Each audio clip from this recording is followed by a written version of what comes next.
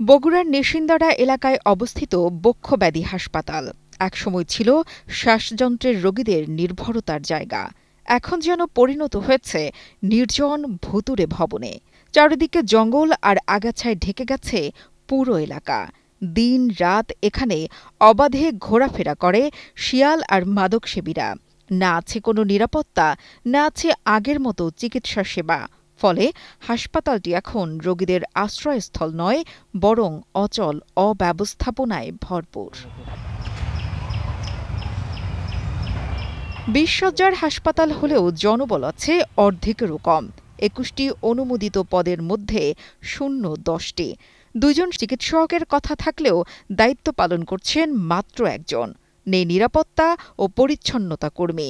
তাই রোগীদের চিকিৎসা সেবা ব্যাহত হচ্ছে প্রতিনিয়ত।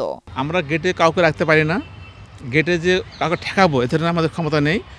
তো এই সুযোগে বাহির থেকে মনে করেন যে আপনার যারা নেশাখোর বা হিরোইনখোর বা টুকাই বা উঠতি ছেলেমেয়েরা, যেমন স্কুল কলেজ ছেলেমেয়েরা এসে এখানে আপনার জঙ্গলের ভিতরে গিয়ে ওরা অসামাজিক কার্যক্রমে জড়িত হয়। যে আমাদের কিছু লোকজন সংকট আছে, যেমন ডাক্তারের মধ্যে আমি একজনই আছি, তাও অ্যাটাচমেন্টে, আর একজনের পোস্টিং হয়েছে, উনি আসবে, ম্যাটারনিটি লিভে আছে।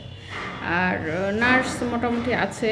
আমাদের যেটা বাবুর্চি, 2 জন বাবুর্চির একজনও নেই। আমরা মানে পার্ট টাইম নিয়ে তাকে কাজে চালাচ্ছি। তা ক্লিনার 2 জন যে ক্লিন করবে, ক্লিনার নেই, এবং কোনো আমাদের সিকিউরিটি গার্ড কোনো নেই, মানে দিনে বা রাতে কখনোই না। অন্যদিকে বক্ষব্যাধি হাসপাতাল ও বক্ষব্যাধি ক্লিনিক অবস্থান করছে শহরের 2 প্রান্তে। দূরত্ব প্রায় 5 কিলোমিটারের বেশি। ফলে এক জায়গায় পরীক্ষা, আরেক জায়গায় ভর্তি।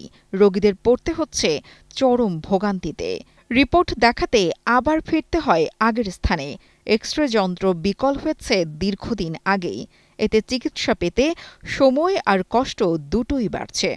সব মশার বিরুদ্ধে সুরক্ষা দিতে এলো বসুন্ধরা এক্সট্রিম অ্যারোসল। মশার বিরুদ্ধে এক্সট্রিম সুরক্ষা। আমি ফার্স্ট অফ অল ওখানে গেছি, আমি ডিটেলস জানি না আর কি। ওই জায়গায় যাওয়ার পরে ওনারা বলছে যে এখানে দেখা হয় না, ওই জায়গায় যেতে হবে। এখানে দিছে আর কি টনটনিয়া। আর ওখানে যেহেতু অনেক বড় স্পেস আছে, চাইলে সরকার এটা করতে পারে আর কি। দুই জায়গা হওয়ার কারণে সবার অসুবিধা হচ্ছে, যানবাহনে চলাফেরা করার জন্য সমস্যা। যদি দুটো একটি করা হয় তাহলে মনে হয় ভালো হয়। এখন অতি ফার্স্টে আছি, আসার পর এখানে আসে কোনো যে এটা হাসপাতাল নাকি, মানে চতুর্দিক জঙ্গল, গাছ গোছালি না গেছে। হ্যাঁ, এক্সরে মেশিন প্রায় 20 বছর থেকে আছে, কিন্তু নিকটবর্তী তো একটা এক্সরে আমাদের চালু আছে। ওটাও সরকারি মেশিনে, গ্লোবাল ফান্ডের ব্রাকের এখন চালায় আমাদের। ওখানে সব রোগী ওখান থেকে এক্সরে করে আসে। হাসপাতাল এলাকায় রাত দিন মাদকসেবীদের আনাগোনা আছেই। চিকিৎসক ও কর্মকর্তারা বাধা দিতে গেলেই পান হুমকি। রোগীদের জন্য নির্মিত স্থাপনা আজ পরিণত হয়েছে ভূতের আস্তানায়। আগামীতে নির্বাচিত সরকার গুরুত্বপূর্ণ এই হাসপাতাল সংস্কারে ব্যবস্থা নেবেন বলে আশা প্রকাশ করেন জেলা প্রশাসক। এই বক্ষব্যাধি হাসপাতালটা আসলে এখন একেবারে অবহেলায় পড়ে আছে।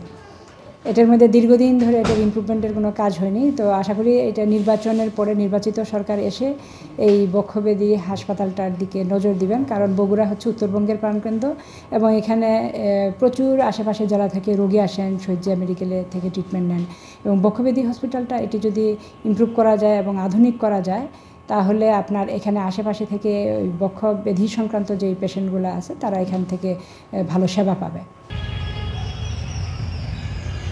এখানে ভর্তি থাকা রোগীদের 3 থেকে 6 মাস পর্যন্ত চিকিৎসা নিতে হয়।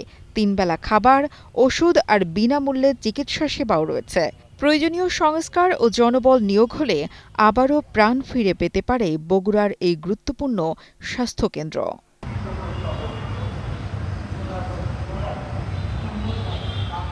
মোহাম্মদ তহমিদুর রহমানের পাঠানো তথ্য ও ভিডিও চিত্রে ডেস্ক রিপোর্ট, কালের কণ্ঠ।